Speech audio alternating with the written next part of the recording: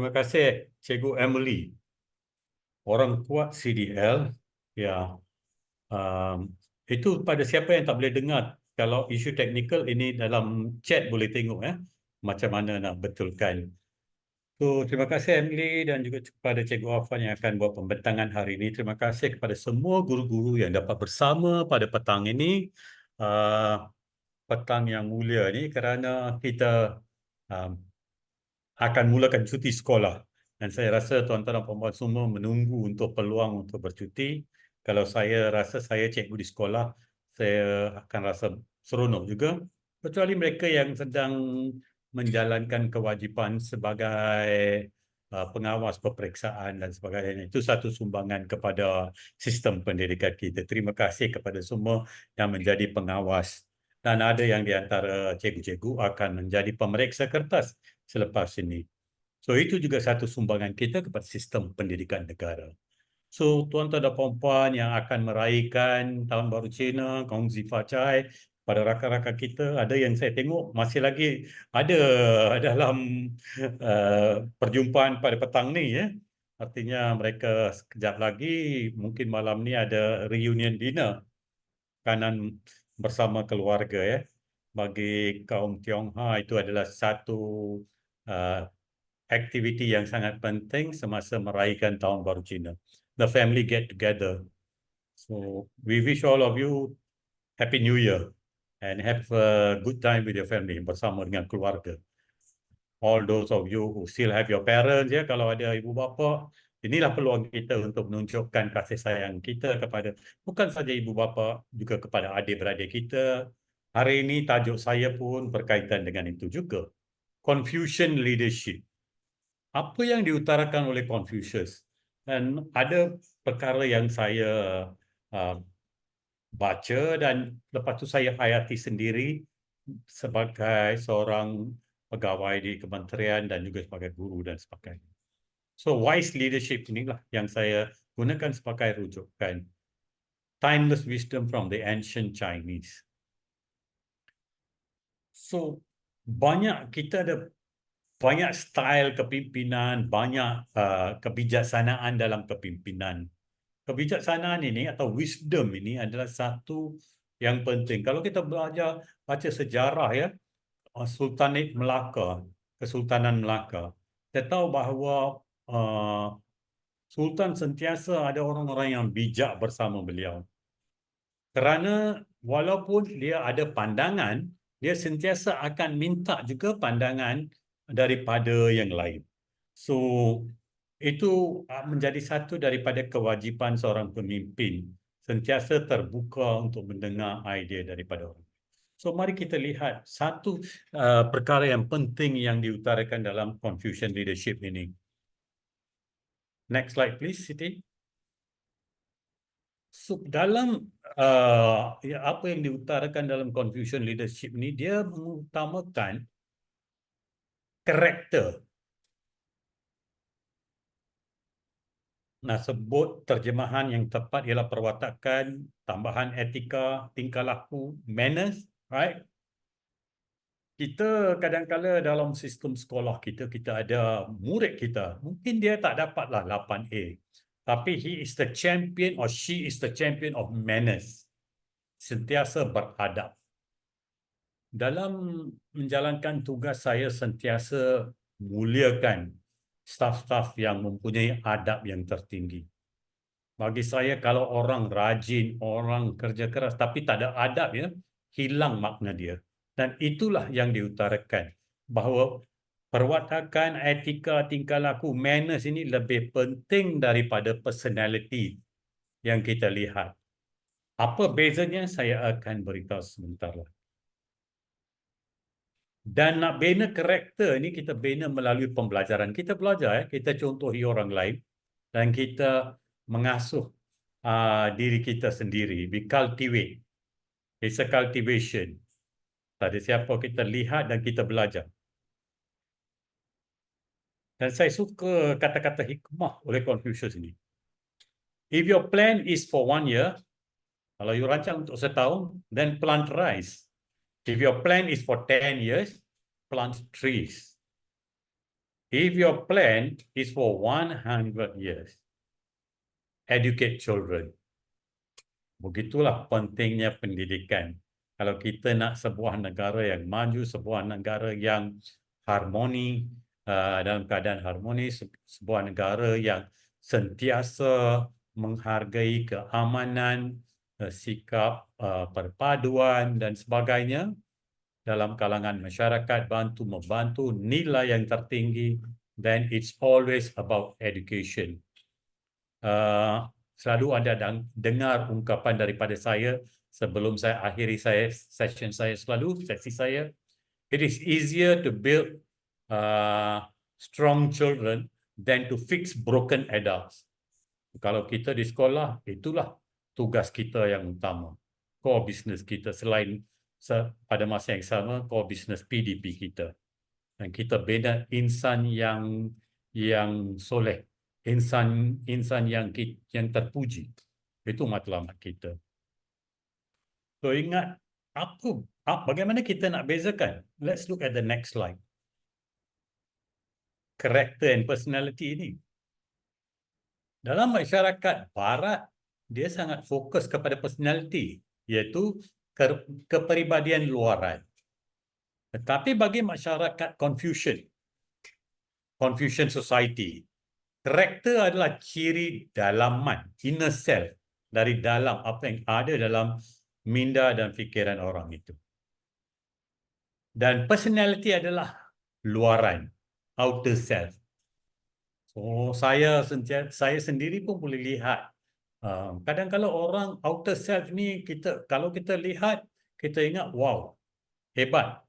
Tapi kita boleh uji orang itu dalam keadaan yang lain. Mungkin kita dapati bahawa the inner self tak secocok dengan outer self itu. Dan kita dengar kata-kata orang yang bijaksana cakap, bikin seperti cakap. Kotakan kata anda, walk your talk. Ini adalah perkara-perkara yang kita harus. So ingat, karakter ini dia mencerminkan inner self kita. Kalau personality, dia boleh kita kadang-kadang boleh, ada orang atau kita lah, termasuk saya. Kita boleh juga berpura-pura ya, our outer self ni, tunjuk personality yang orang nak lihat daripada kita, maka kita tunjuk personality itu. Tapi sebenarnya yang lagi penting adalah the inner self, iaitu karakter kita yang terdiri daripada tingkah laku, manners, etika kita, ya, dan perkara-perkara lain. Next slide, please. So, karakter inilah yang membina tingkah laku kita dan kemudiannya personality kita. Asasnya ialah karakter daripada dalam. Kita punya manners dan thoughts, kita punya pemikiran mencerminkan tingkah laku kita, our behavior. Tingkah laku kita akan menjadi amalan kita. Amalan kita akan menjadi karakter kita. Karakter kita akan menjadi our destiny. Akhirnya apa yang akan jadi kepada kita, destiny. Dan akhirnya kita tinggalkan legasi. Kita bertugas di sekolah, kita bersara, apa jua pun kita akan dari hasil daripada tingkah laku karakter kita yang membina secara keseluruhan personality kita dari dalaman dan untuk mempamerkan luaran yang secocok dengan yang dalaman, inner self kita, maka kita boleh tinggalkan legacy di sekolah. Dan banyak guru-guru tinggalkan legacy di sekolah. Dan ingat ya tuan-tuan dan puan-puan, karakter kita adalah capital kita. Dia macam simpan duit dalam bank, fixed deposit kita. So karakter kita ni macam fixed deposit kita. Kejayaan atau kegagalan seorang kadang-kala hanya bergantung kepada karakter. Dan banyak pepatah Melayu pun dan juga dalam bangsa yang lain pun ada tentang karakter ni. Yeah. So kita kena jaga. Wise leaders are very important. Next slide, please. Bagaimana kita boleh menguji individu tentang nilai dia, tentang karakter dia dan sebagainya? Satu, beri dia tugasan yang sukar dan teliti kebolehannya. Kalau dia banyak merungut dan sebagainya, itu akan memberi satu ciri tentang karakter. Benarkan, nombor dua, benarkan seseorang mengurus hal kewangan dan teliti integritinya. Itu cara yang terbaik. Bagaimana? Kita cikgu banyak juga diberi tugas-tugas integriti ini ya, tentang kutip wang daripada murid dan sebagainya. Itu semua mencerminkan, mempamerkan integriti kita dan juga dalam keadaan yang lain. Tetapkan matlamat yang tertinggi bagi cabaran dan benarkan individu itu untuk mengenal pasti pelan tindakan. Kemudian teliti kebijaksanaan dia dalam nak menyelesaikan berdasarkan pelan tindakan. Yang keempat, beri cabaran dalam bentuk kontroversi, sesuatu yang kontra. Dan teliti individu itu akan kompromi tak tentang prinsip-prinsip dia. Kerana nak meringankan, kerana hanya nak selesaikan kontroversi, maka prinsip digadaikan. Yang kelima, letakkan individu dalam pelbagai situasi dan lihat akan karakter sebenar. Kita boleh lihat orang ya, kadang-kadang dalam satu-satu jamuan, orang yang sangat, kalau daripada pandangan kita, kita lihat orang yang sangat berkarakter yang mulia ya. Tapi kita nampak ada jamuan saja dia akan isi pinggan dia dengan makan. Oh, kadang-kadang orang lain belum makan, dia pun bungkus dulu. So itu semua mencerminkan diri kita, tuan-tuan dan puan-puan. Yang kelima, letakkan seseorang dalam situasi yang berbeza. Saya bertugas di IAB sampai tahun 2007.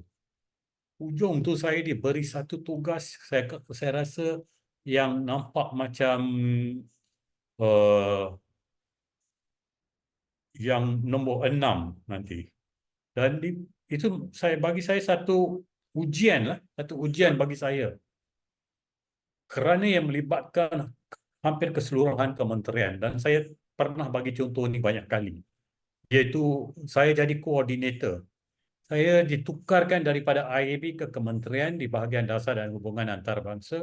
Tugas yang diberi pada saya ialah koordinator persidangan Menteri-Menteri Pelajaran Commonwealth tahun 2009. Itu saya rasa semua ni menjadi cabaran kepada saya yang saya bacakan hari ini. Bila kita nak, bolehkah kita berkompromi tentang prinsip yang kita pegang?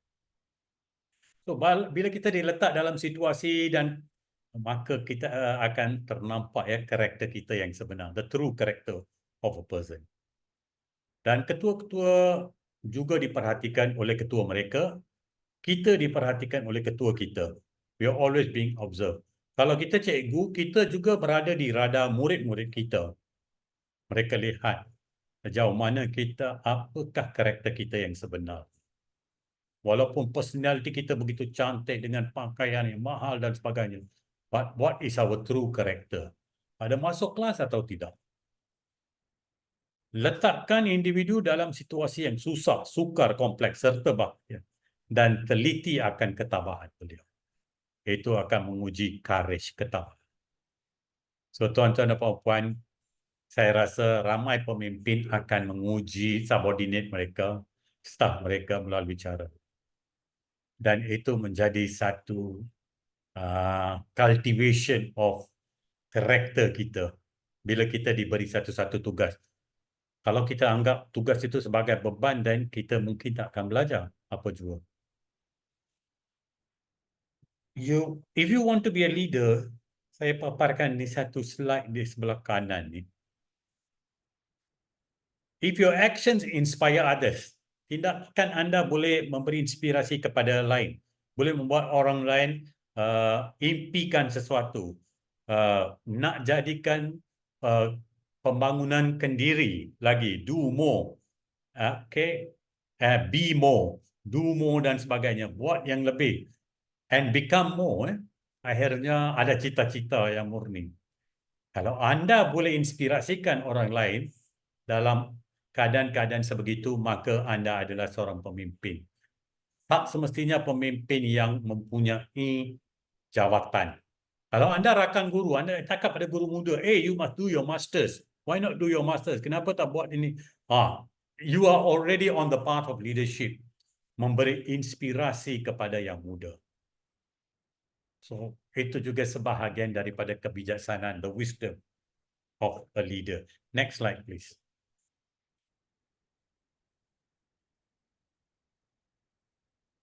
Akhir sekali, tuan-tuan dan puan-puan, kehidupan kita adalah hasil nilai dan bukannya perasaan.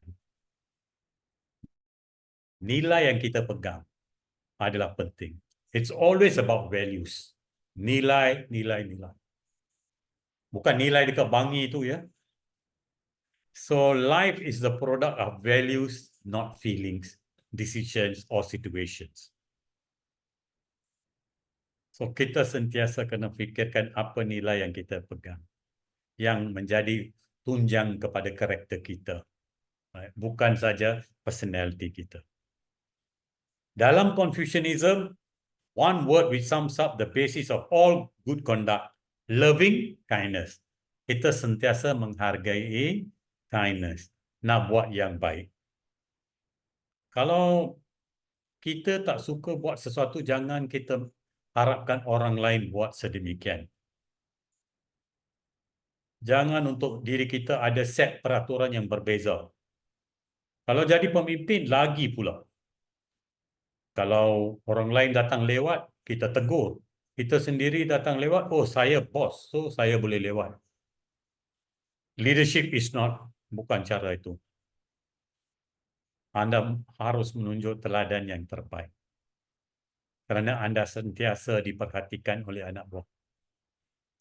So, tuan-tuan dan puan-puan, itu saja daripada saya. Kita masuk ke slide yang terakhir. Dan saya nak bacakan, kalau anda lihat di sebelah kanan, when it is obvious that the goals cannot be reached. Bila matlamat tidak boleh dicapai, don't adjust the goals. Jangan tukar goalpost.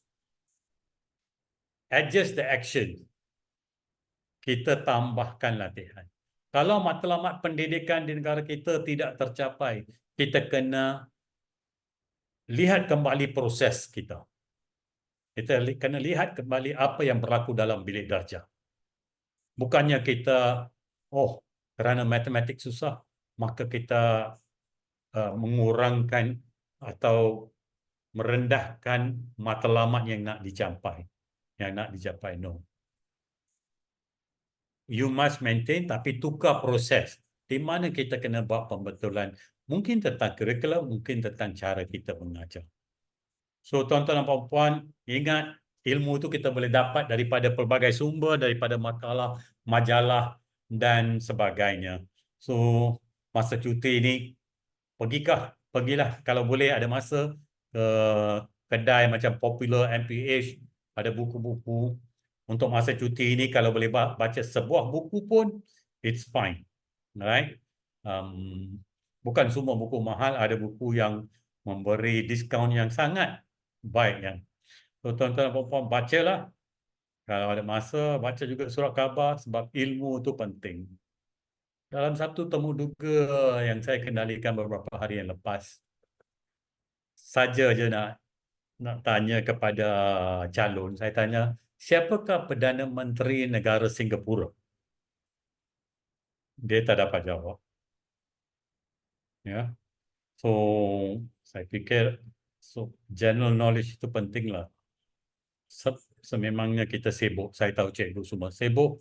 Isteri saya seorang guru, saya tahu dia sibuk juga, sentiasa sibuk sampai hari yang terakhir. Remember, except for parents, no one is more important to children's futures than their teachers. We are very important. Minggu semalam kita boleh lihat ada guru yang akan bersara, berpindah dan sebagainya, dan mereka disambut oleh anak murid dan cikgu-cikgu lain. Akhir sekali, tuan-tuan dan puan-puan, if a child can't learn the way we teach, maybe we should teach the way they learn. Itu saja daripada saya. Selamat bercuti semua dan selamat Tahun Baru Cina. Sekian, terima kasih.